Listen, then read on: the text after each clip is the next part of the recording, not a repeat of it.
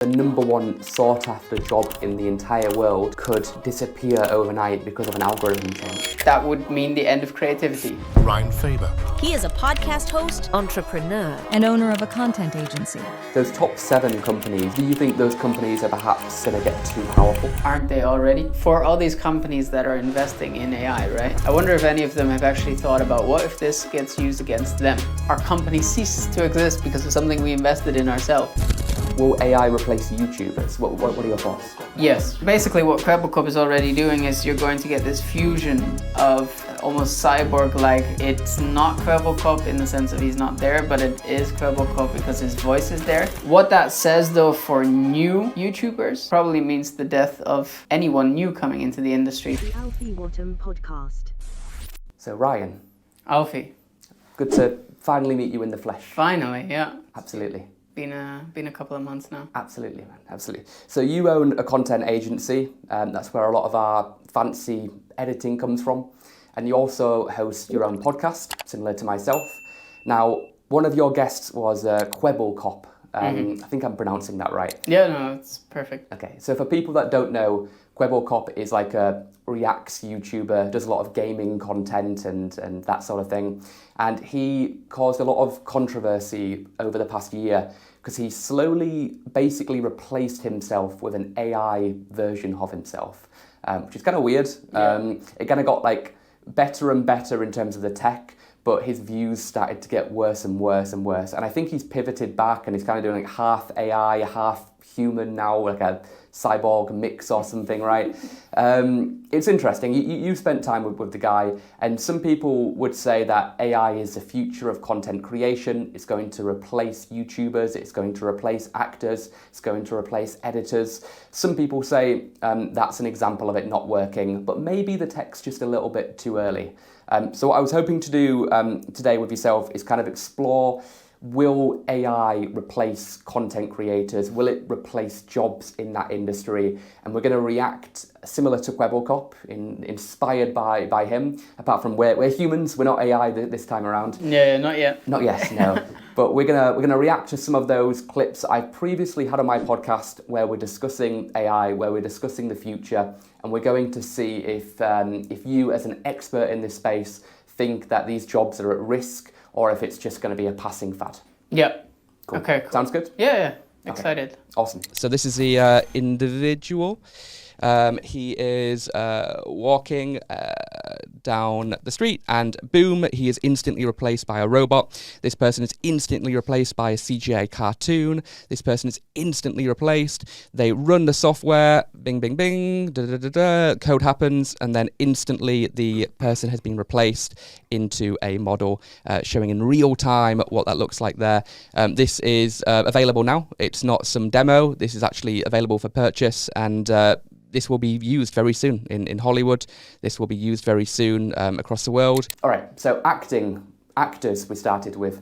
Actors in movies, in films, in TV, Netflix being replaced by drag and drop CGI animations of robots. In the future, are we going to be able to replace a indie actor from a movie with Tom Cruise by clicking a button? Will that mean Tom Cruise is out of a job because he's been replaced by an AI model? What's your take on actors, Ryan, being replaced by artificial intelligence? So the whole thing is obviously super subjective because I also have minimal experience with the AI segment of stuff, but it's certainly fascinating, right? And I think these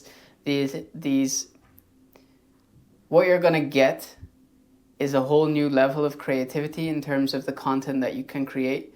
So where before me as a normal everyday content producer couldn't have a robot as a podcast guest. Yeah. Now I could consider that, right? And it could make for extremely viral content. There's a lot of other amazing content creators like Brandon Baum out there that's just constantly making stuff with AI, and half his sets are like just green screens, and they are getting millions of views. So you already see the importance of adapting to that. Whether or not they're going to replace actors, I find it difficult because the thing that comes with actors is it gives people someone to admire, right? Sure. So let's just assume I'm a fan of Tom Cruise, as you said. The thing that makes me a fan is the potential that I could also meet him in person. Yeah. If we assume that Tom Cruise is no longer, you don't know whether or not he's actually playing in his movies, while that may not mean too much for the people who already have an established like credential of stuff, what about the newcomers? Because at some point Tom Cruise is going to retire, right? And everybody else. Are we then just no longer going to be fans of celebrities? Are we then fans of robots? I mean, the chance that you meet these people in real life kind of fades away. And will we have new actors? Is it a good idea for somebody to want to be an actor when, you know, you could just license, you know, Brad Pitt to do a movie? Yeah. Or do you even need to license him? You know, if it's just some rogue studio making something and putting it onto YouTube, it gets copyrighted, people download it, people re-upload it, you know. Our actor's going to be out of a job, you know. I mean, I think what will happen probably is that you will get a lot more top of the line actors, and that industry, which already didn't allow for a lot of people to become successful, will now become even smaller. Yeah. And I think you'll only have a select group of... But then you could ask the question, why would we even need them? I would like to hope that we don't go about getting rid of all of the jobs in the creative industry. And on top, it won't bring anything new, right? Because AI is, from my understanding of it, and you can probably tell me if I'm wrong on this, but builds off of stuff that we already know. Yeah, correct. And if that means it cannot look into the future, and as far as yet cannot come up with the new ideas or creative ideas in the way that humans can. Sort of. It depends how you define creativity. The dictionary definition is just two existing ideas being merged together to create a new idea. Yeah. And AI can do that better than humans can do. That's why Midjourney is a better artist than any human on the planet. You know, that's why this piece of software is potentially a better editor than any editor in the world. But then aren't we going to get a lot of regurgitated stuff? Probably. Right? And I wonder whether or not people are going to be like, you know, another spin-off of Transformers or another spin-off of Harry Potter or whatever. It's just going to be the same in a slightly different jacket. Yeah. And I do think that, from my understanding and being a creative being in that space, humans have the unique ability to come up with completely new shit. And whether that's inspired from other stuff, that's of course a different conversation. But that would mean the end of creativity. Yeah. Probably. Similar to actors, the modern version of an actor. I think if you asked kids what they wanted to be 10 years ago, actor was probably up there on the list. Yeah. Now the number one job that children want to have is to be a YouTuber. Okay, so let me show you a clip now of a Mr. Beast deepfake, and we'll see if AI could replace YouTubers in the future. Mr. Beast has been involved in an iPhone deepfake scam, where the AI created fake video shows the world's biggest YouTuber offering people new iPhones for $2. Many people are saying it will soon become impossible to know if a video online is real or not. So, like with deepfake technology, very, very soon we won't be able to tell if the video is real or not. That Mr. Beast example, you know, it's a little bit choppy. To a trained eye, you can tell that that's a fake video. Yeah. But soon that's not going to be a thing, right? So how is that going to impact YouTubers? If you can just, you know, get a Mr. Beast video, swap it for your face, re-upload it, use some AI to change it to a few things, will AI replace YouTubers? What are your thoughts? Yes. The short answer to your question. I think similarly, or basically what Kvebbelkop is already doing, is you're going to get this fusion of almost cyborg-like. It's not Kvebbelkop in the sense of he's not there, but it is Kvebbelkop because his voice is there, and the voice is what makes it feel familiar and recognized. And I think especially over the coming few years, you'll have, and I imagine Mr. Beast will want to test this, we'll have more and more that he'll start experimenting with, well, can I do this? Do I need to always be present at these sets when I'm filming, or can we have indeed a drag and drop Mr. Beast into these videos? And one of the things that when I spoke with Kwebbelkop, he spoke about is it's quite frustrating to constantly need to be the face of your brand. When you are a YouTuber, just as like an actor, you always have to be on, you can't rest. And I do think that this gives those people the unique ability to rest, right? To say, you know what, Jeffrey, you're gonna go in here today and be Mr. Beast, act it out, we'll add someone in, I'll add a voiceover and done. What that says though for new YouTubers probably means the death of anyone new coming into the industry, right? Like, why would you? Yeah. And I imagine that as we progress into over the years, right, now we have elite YouTubers, whether that's Logan Paul, whether that's Mr. Beast, you name it, right? Similarly to acting, those are going to be the ones that maintain at the top because they are known, because they have a cult following, the Sidemen, of course, as well. And then there's just no longer going to be any opportunity for new people coming in. Mm. And what I do think that I haven't said so far that goes for actors and for this is it gives people a unique ability to take things back offline. Sure. Because while we start to question everything online, at least for now, what we see with our own eyes in person, in real life, I know to be true, right? So I see you, therefore I know you're here. I imagine that a lot of YouTubers will get the opportunity, and equally for actors and anybody in that space pretty much, the opportunity to leverage offline a lot more, which I do find interesting because we kind of bring it back to the basics, to how it used to be. So AI will force people back into human situations. Into more, exactly, almost putting the social back into the social media. Do you think that potentially AI will reduce the quality of content? Because if I am listening, I've got hundreds of hours of me speaking on my podcast. I've done almost 150 episodes now, right? Very soon, anybody will be able to make me say anything. I'm okay, yeah. But everybody's fucked that makes content. If I am listening to a AI version of Alfie speaking about technology and the future, and I think that's pretty cool. It's, it was written by ChatGPT 7 or something. Yeah. Okay, hypothetically. But then I could also alternatively listen to Alfie Whattam just talking as a human about his opinions on AI, etc., etc. Which one of those do you think people are going to be more likely to want to listen to and want to watch? Is it the human because it has that connection, or do you think people are just not going to care about that anymore and they just want the best quality possible, which AI can probably give them more than a human? Yeah. I imagine the more deep fakes that occur and the more people get, because right now this is still super fresh, right? So everybody's getting scammed by it because it's like a first time.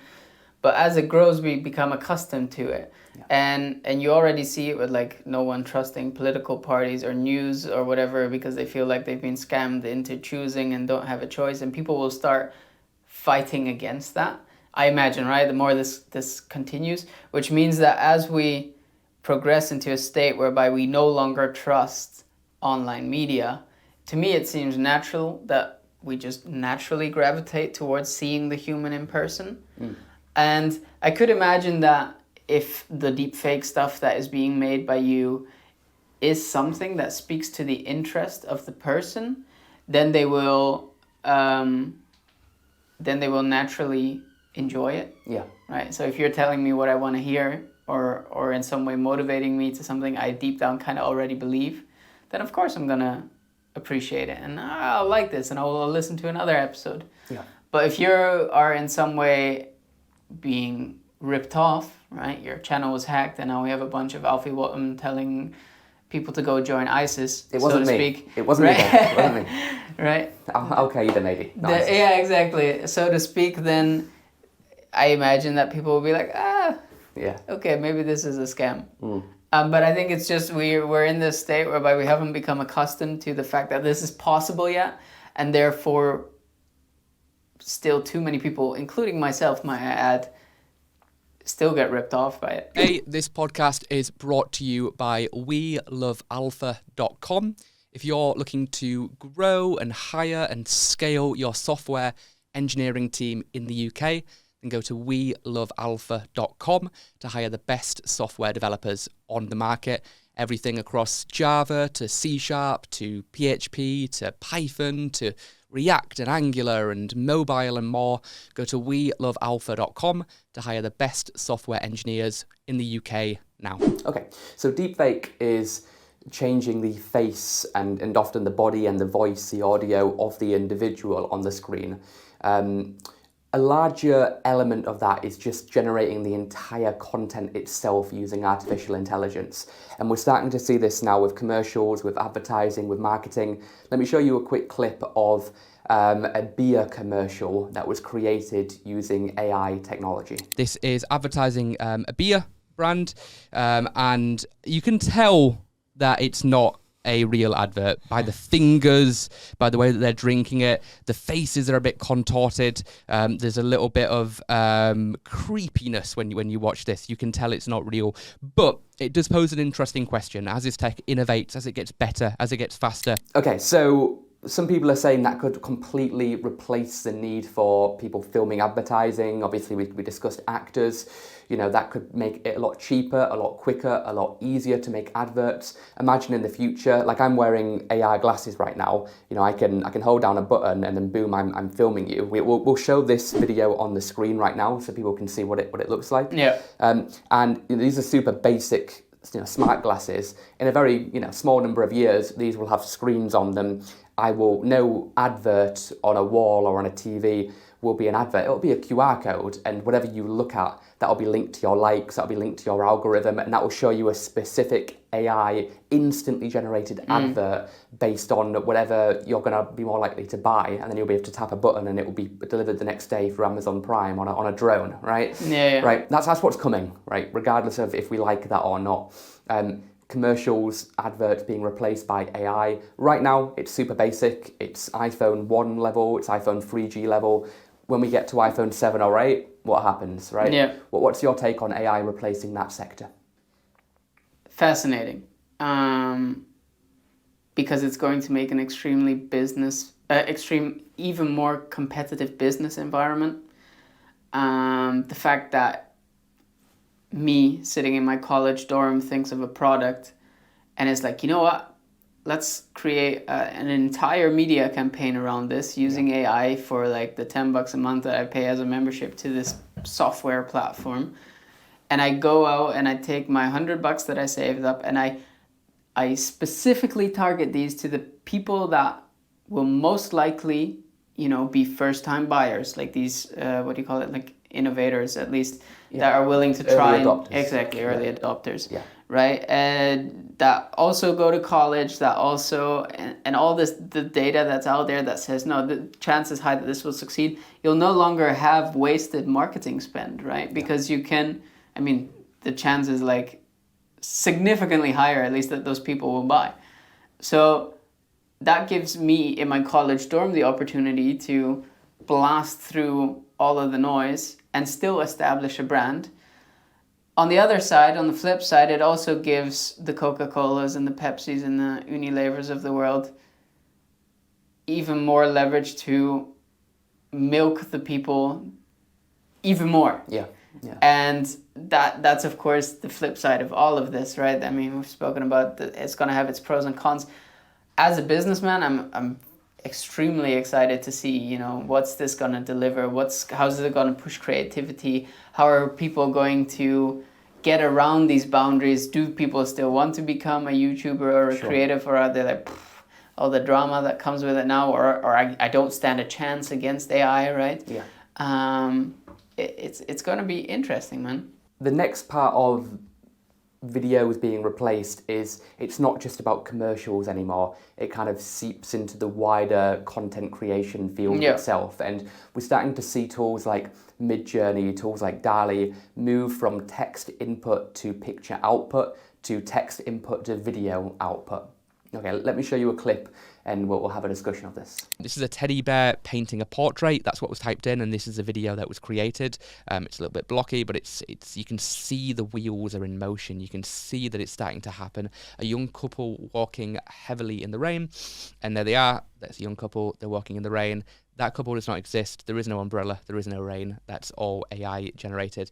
A fluffy baby sloth with an orange knitted hat trying to figure out a laptop close-up, highly detailed studio lighting screen reflecting in its eye. You can see the reflection in the eye. So a lot of people are very scared by that. They think, why would I spend thousands of pounds on cameras, on professional mics, on lighting, when I can just type in what I want? I want to watch this Netflix show. I want it to involve these actors. I want the plot to be this. You could even use ChatGPT to write the script for you based on your algorithm and what you like, and it will instantly create content for you. I mean, imagine that on like TikTok, where every video is getting better and better based on specifically what you like. It's instantly created for you, which makes me think, like, will the social media companies become the social media creators? Will the algorithm start creating content, and then influencers will just kind of die out because an influencer won't be able to create content as good as the algorithm, which understands the user more than the influencer does. Yeah. What's your take on just content creation? Like, we're moving beyond actors, we're moving beyond YouTubers, we're moving beyond commercials. We're now just potentially replacing the entire industry. Like, what are your thoughts on that? Extremely scared, naturally, because that, for me, would mean I'm out of a job, especially if it recreates me entirely. You can always come and work for me in recruitment. Yeah, exactly. No, but I think there's something very, very human to the content creator space. It's allowed people to express themselves and connect with people through that expression, right? For example, in the past, you always had artists, right? People make paintings and whatever that may look like. And at times you would not be able to connect with other people. It would only be the select group that you have in your environment that would see this, and that basically depended on your success. Now you have people at 70 who are like, you know what, fuck it, I'm gonna upload that TikTok video. Goes nuts, and it changes their life. Equally, people at like 13 or 14 that are allowed to upload videos. And although those have pros and cons, it's beautiful that is an option, right? Yeah. The thought then that all those people and the creator community has, like, I don't know, increased year over year with like 800% since whatever, especially since TikTok boom, whatever the stats are, all those people are then going to be replaced. Just imagine the mental health effects that's going to have on people if I'm no longer able to express, or there is no longer a point of me expressing myself because I cannot compete with the AI that is putting out content, because for those that are the consumers. Yes. So I'm worried in the obvious sense that am I going to be out of a job? But equally, I'm worried in the sense that are we going to end up with a generation of people that just hate their life because they don't have the ability to express themselves anymore in the ways that maybe freed them from their day-to-day, or maybe even gave them a will to live. Yeah. The number one sought-after job in the entire world could disappear overnight because of an algorithm change. Yeah. And it's very, very worrying. Yeah. But the flip side is you can't fight it. Yes. It's going to happen. And I think in this case, AI and all the industries is something that's dominated by people with a lot of money. And I think history shows that people with a lot of money typically tend to win, whether we like it or not. And those modern day Rockefellers, the Zuckerbergs of the world, those top 7 companies, at least in the US, on the S&P 500, I believe make more money than the entire other 490 whatever companies combined, right? Yeah. It's like those companies showed all the gains from an investment perspective over the past couple of years, whereas Campbell Soup or Hilton Hotels probably didn't, right? Yeah. Do you think those companies are perhaps, especially with what we're talking about in the next couple of months and years, going to get too powerful? I would say, aren't they already? The fact that, if one of these businesses were to collapse, that the entire world would most likely collapse already speaks enough for the state of where we're at. Yeah. I think something I've always been vocal on is I hate the venture capital world and the way that investment has gone. I think the way that business should be conducted is through trial and error and sales. And if you sell, like they call it minimalist entrepreneurship now, but it's just actually what entrepreneurship is, right? Because what it has become now is find an investor who has a bucket load of money to spend that is willing to sit with you even when you're not making garbage. Like the fact that Amazon went 30 years without being profitable once. And all these investors were like, it's fine, it's going to pay off because we'll just pump more money into it. And at some point, and then, it did. But in what world is that entrepreneurship? In what world is that allowed to succeed? Yeah. Like, that doesn't make any sense to me. It's different, right? Me and you run bootstrapped companies without investors, their service, but we scale them slowly over time, make them profitable. It's a very different model to the moonshots that you're talking about. Exactly. Yeah. And I've worked for a lot of sustainable companies over the past years. And sometimes those sustainable companies think they also have this venture capital approach, right? Because they want to grow really quickly. And I think that a lot of the sustainable companies that take on venture capital are actually worse than the big companies that we know are evil, right? Like the Nestle's and the Pepsi's and whatever. The companies that invest a ton of money into ripping off other humans. But when you start a sustainable company with the intention to, for example, help someone in Africa, you're going to make their life better, right? That's what you promise them, right? Contrary to a Nestle, you work with us because we're going to give you $3 more than Jeffrey from Nestle. And you build and build and build, right? And these African families that have been used to living off of $150 for the past 20 years now become accustomed to living off of $350, right? But what you forget to teach them in the process is financial management. You have more money now. How do you deal with that? These people will just, live off of that, enjoy having a better life. They'll probably buy themselves a better house with their winnings and a fancier car and maybe better equipment to improve their business. And then because you've been venture capital investing all this time and you actually aren't able to make your business profitable, the investors pull out. Yeah. And now these people's lives that you set out to change are back to the 120 from Nestle, but in the meantime, their life have become accustomed to this new level of income. Now, I don't know if you've ever experienced that, but having to go from sort of earning very good money back to something whereby you're earning nothing is worse than if you're surviving, for example, as a student. You become accustomed to it, right? So it's like, okay, I can survive on this 1,000. But if I've known 3,000 for like 10 years at this point, and then I have to go back to my 1,000, this is much worse. Sure. Right? So the question is it ethical for companies that claim to have a sustainability angle to get venture capital on board? Hey, really quick video just to give you a free subscription to Coder magazine. Coder is the #1 publication for all the latest tech news, expert insights, and exclusive industry interviews. With Coder, you get the inside scoop on what's happening with Elon Musk, with Bill Gates, with Jeff Bezos, with Mark Zuckerberg, and so much more. So if you work in the technology industry, then I'd highly recommend that you give Coder a read today. Just scan the QR code on the screen for free access now, or go to welovealpha.com/magazine to get your free subscription today. So in terms of the content side, one aspect that is becoming very, very popular, especially with high production, like a Mr. Beast video, is the use of drones. But even with something like physical hardware, we're starting to see AI replace that advent as well. Yeah. Because we've got new tech which can stitch pictures together to create a drone-like, video effect. Let me show you a clip and we'll have a chat about what I mean. This is what appears to be a video of a drone. However, this is not what it appears. This is not a video. This was not shot on a drone.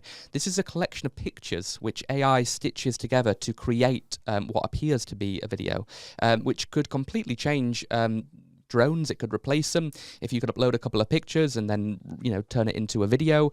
This was created by researchers from Google and I believe Stanford University, and they've created something pretty groundbreaking. I've never seen anything like this before. What are your thoughts on drone photography? I mean, there'll still be an element and a need for drones when it comes to military and warfare. Yeah. But in terms of drones for production, if you have, for example, you're shooting something and it's like a cinematic, scape, that's what drones are often used for. And what about just going on to like, Google Images, AI collecting all the different pictures and then just putting it together as it did. Like, do you see drones and drone photographers, drone videographers being replaced by AI? Yeah. This is one of the only clips whereby I felt excited about what's coming. I think I'm constantly, there's platforms for it when you edit Artlist, for example, whereby I go and find B-roll. And often it's just not quite what I want, right? And the thought that I'm able to go to something, whatever it may be, and type in, I want a time-lapse of London from 3 o'clock to 9 o'clock and it has to be cloudy weather, rather than needing to come to London from the Netherlands, wait for it to be cloudy, which, well, chances are high, and then on top find a right space where I can launch my drone into the air. That's good for me as an independent creator that doesn't have the budget to do that kind of stuff. So in that sense, I'm excited about that part. Of course, that's shit for people who have made that their job. But, sure. I mean, that's a trend throughout this entire conversation. Yeah. Should those people, whether that is a drone photographer, whether that is an actor, whether that is somebody working in in an editing team or aspiring to and starting on that journey, do you think, and this is quite a personal question, running a marketing branding agency, production agency, is that a good career path still for those people to focus on with AI becoming so prevalent? Just so I understand, you're asking me if people should still consider now going into the creative space in general or specifically the drone stuff? I guess just both, really. I think for now they're okay. Yeah. If it comes to the point whereby my daughter goes to university, so in like 15 years, yeah, I'm not sure how excited I would be if she's like, Dad, I'm going to follow in your footsteps. I'm also going to be... You prefer she become an AI engineer rather than, I imagine there's going to be like 20 jobs that will appear by then. But sure. So whatever that may be, I don't know. And if she wants to somehow be a creative, I'm sure I'm going to support that, obviously. But whether or not I think it's wise or smart by that time, I think by that time I'll definitely have done something else. Like, I don't think I'll stay in the content space. Yeah. Content is, I guess the way that I see it going forward is it's a great way to build a big audience to launch another business or service and then, make a lot of money from that. Exactly. A lot of the time businesses now are kind of media companies and they are legal practices and they are accountants. Exactly, yeah. And if you can gain an audience and a following with the media side, whether that's a podcast or a newsletter or TikTok or whatever, then that gives you so much more leverage. And you can sell basically anything as long as it's within the audience that you're following, right? Yeah. So whether that's... I imagine... I'm quite confident. I'm not sure in what scale or in what shape it's going to take, but what we will do is for the next 3-4 years, until I'm like 30-ish, we will focus on what I'm doing right now. That's going really well. We'll work on creating more epic content formats. We'll help entrepreneurs create more formats and help these media companies. And then at some point, I'm going to go and focus on something offline. Okay. Something like owning a hotel or a restaurant or maybe even a retreat center. My girlfriend's very into meditation, so we've spoken about that a lot. I think that's what I'm going to end up doing. Okay. Yeah. Awesome, man. Awesome. It's kind of like too contented out and then, people talk about quitting YouTube. Yeah. I mean, I do think there is a huge opportunity to also take content to that space. Like, definitely. You don't really see people to film the day-to-day of owning a restaurant. True. But besides that, the idea is definitely to, get away from all of the online stuff. Yeah. And back to reality, back to offline. Because, which is what I said earlier, I do think that's where we're going to go back to. Yeah. Focus more and more on the offline and creating experiences, which is something, if we're good friends, you'll know this from me. Whenever I buy anyone a gift, it's almost never a product. I never buy them, like, I don't know, soap or AirPods, whatever it may be, however close we are. I always get them like that we go for dinner together, that I treat you to dinner, or sometimes we go on a holiday together, or to a concert. I went with my best friend to the Chainsmokers, because that's where human connection grows, in the experiences that you build together. And I imagine the more and more we get into this AI revolution, or even into the ability that we can buy anything we want. And most people earn enough now to, especially in Europe at least, let me put it that way, that they can buy stuff themselves, right? If you don't really come with unique things anymore like you used to, then you're gonna get it from experiences, which I think is a nice development, actually. One thing that kind of goes against that human connection angle that you talked about is the idea of, we talked about actors being replaced, we talked about YouTubers being replaced. What about news reporters, news anchors? Because this next clip I'm going to show you really kind of made me question the future of that sector. AI-generated newsreader is live in Kuwait.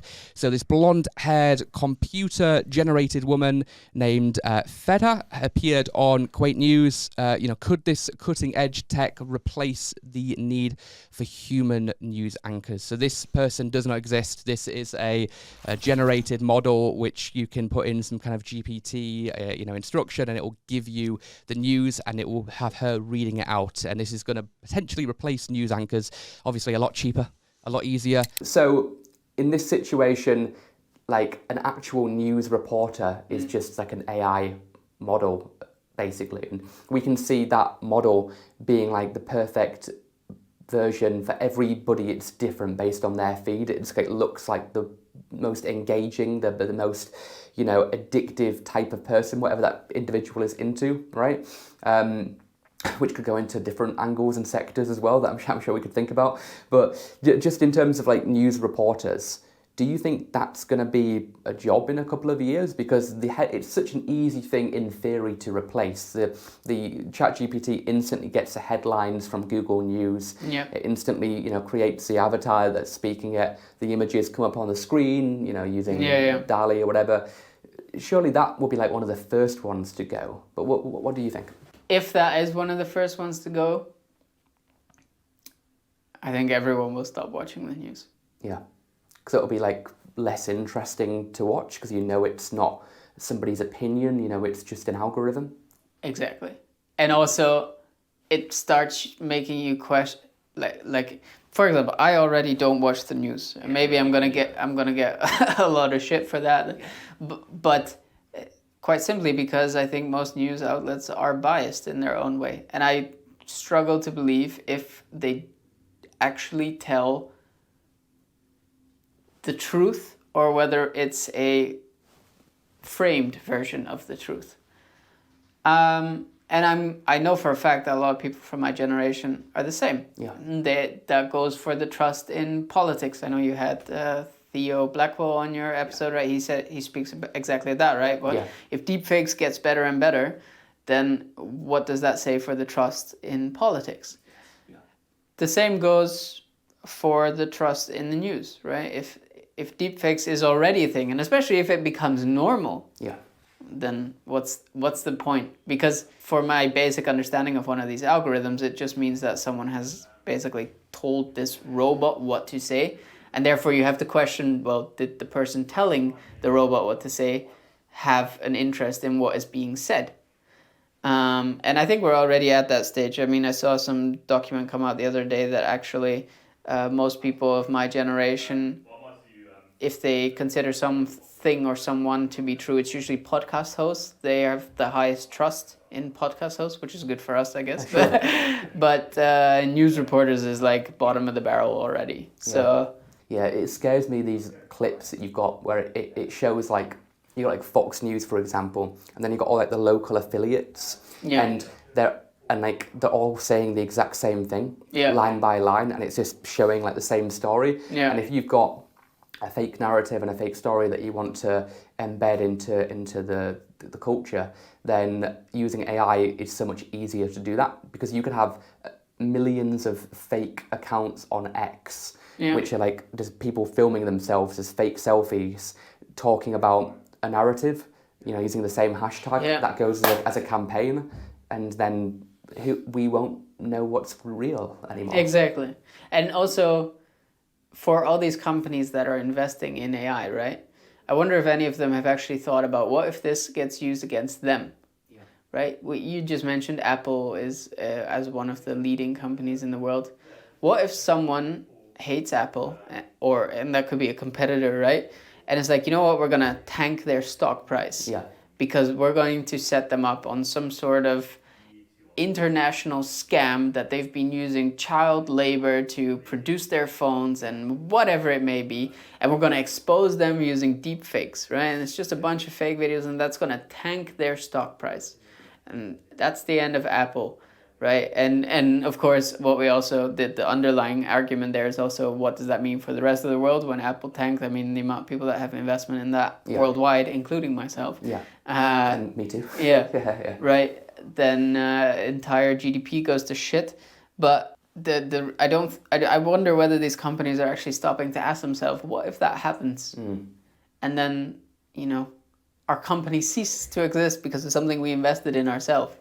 I just wonder who's responsible for all of this, and are they that naive that they're just like, let's move forward, let's bring this out into the world. That example of Tim Cook, being deep faked in a factory in China, with child labor.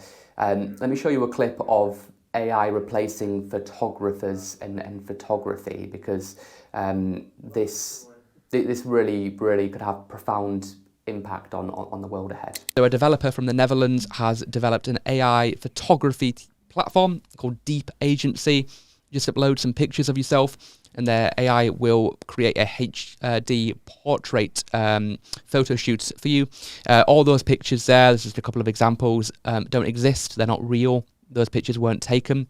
The individual uploaded their face, a couple of pictures, presumably. Then the data then turns that into hundreds of different options that they could select. So, like in that example, we already have that tech. I've done episodes of my podcast where I've shown AI pictures of Alfie, where I've uploaded a bunch of pictures and it's made fake versions of myself, right?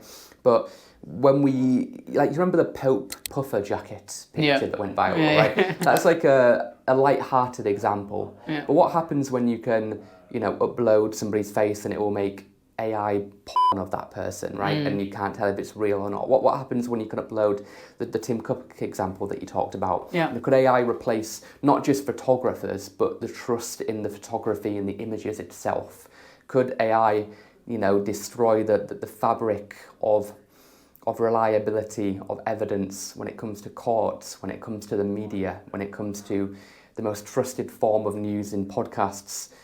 We've talked about AI replacing audio and video, but what about just stable images? What impact do you think that could have on the future? Yeah, it's, as all of it, again, sound like a broken record, but it's scary, right? Good point that you just mentioned about courts. I hadn't even thought about that. But essentially the saying, a picture speaks 1,000 words, goes to complete shit. Yes. Because you're like, well, because it speaks 1,000 words, we cannot assume any of it to be true. So now that you mentioned, I am very curious to see what that's going to mean for like the scope of evidence that you have to provide if you're suing someone. Because indeed, you could just claim as a counter-argument it's deepfake or it's been forged or whatever. And then you need like forensic people to come in and prove that, which that goes beyond my knowledge of how that actually works. I saw something actually really hilarious. It was like a meme on X, and it was saying that this company is now selling a fake additional finger that you can put on your hand. So if you go shoplifting in a shop and the CCTV catches you, you can just say it was an AI picture because you've got too many fingers. Yeah, good. Yeah, smart. I mean, that's a good business idea. Yeah, although then Amazon comes in and already ruins that idea, with their cashless checkouts. But anyway, No, that's cool. Yep. I mean, the conclusion of it all, man, is it's scary. It's literally a scary time to be alive for a multitude of reasons. And I think to some extent you can see that AI is mainly a US thing, that it's being pushed because the US is known for their optimism and sort of blind optimism that it will all work itself out. Yeah. And jump into things and, you know, the American dream and stuff. And the American dream is now somehow AI and we need to push it faster. I think naturally, coming from the Netherlands, that is something whereby you're just naturally a bit more hesitant of stuff. And like, let me see how this develops and figure it out as it goes. And stop and ask myself a couple of questions like, is this really a smart idea? And I worry about that I don't feel like anybody's properly asking. I mean, there are, but these people are not breaking through the noise. Well, let me ask you one more question to finish this up then. We've talked about AI potentially replacing content creators, whether that is, you know, actors, YouTubers, commercials, deepfakes, whatever, right? Loads of different industries that we've touched upon, and we've showed the beginning stages of potentially the end, or maybe the beginning of the future. Yeah. Just a different type of content, just a different type of medium. Does AI excite you or does it scare you? Which direction do you lean in? For now, it excites me. For now, I think I've been lucky in my timing that I think for now I can use it as a tool to work for me. Yeah. I'm already using Runway, for example, which is a tool, some of the stuff that you just mentioned about, you know, text to video or image to video or whatever.